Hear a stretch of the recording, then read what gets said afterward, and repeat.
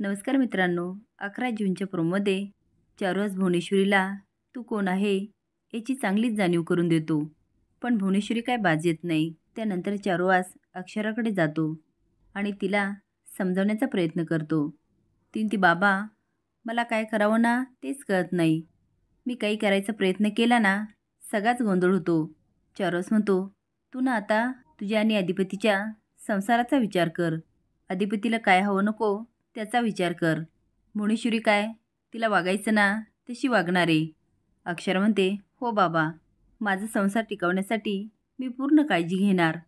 मला एक कळत नाही बाबा, आमच्या दोघांमध्ये ही सरगम काय येते.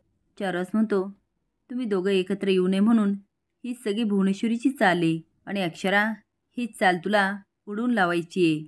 चारुहास काय शांत बसत नाही. भुवनेश्वरीकडे जातो आणि म्हणतो, तू आजपर्यंत अधिपतीला स्वतःच्या कायात ठेवायचा खूप प्रयत्न केला. आता तोच प्रयत्न करू नकोस, नाहीतर तुझ्या अंगलट येईल. आता चारुहासच्या बोलण्यावर भुवनेश्वरी विचारात पडते.